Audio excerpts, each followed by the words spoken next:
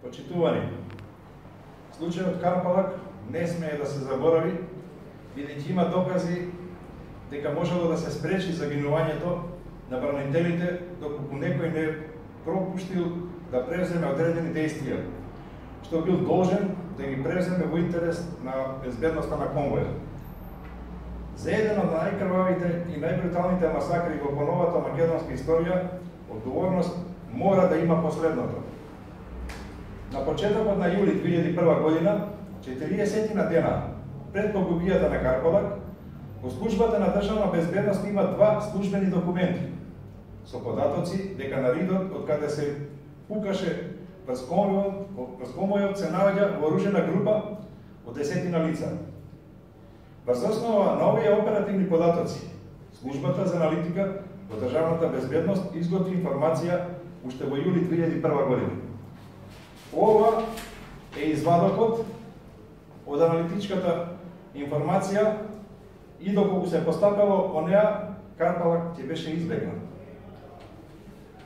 Од текстот на аналитичката информација може да се види дека аналитичарите во државната безбедност професионално си ја извршиле работата и дале прецизни анализи и насоки како да се запоседне просторот околу автопатот кај Карпалак заради безбедно минување на редовните конвои на бранителите на кај Тетово.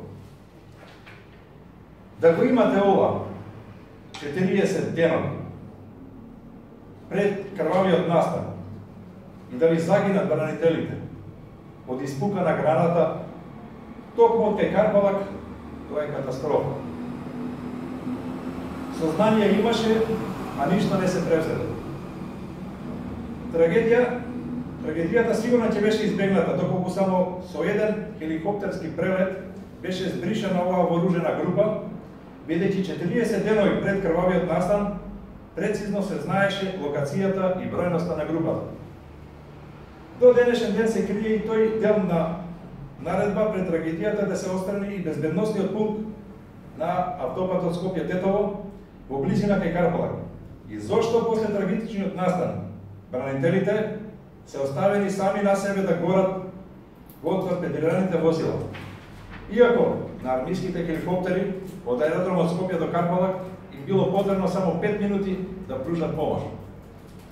Почитувани присутни, 17 години ниту еден државен орган не се обиде да направи истрага за да утврди што точно се случи со сомнителното загинување на бранителите кај Карпалак.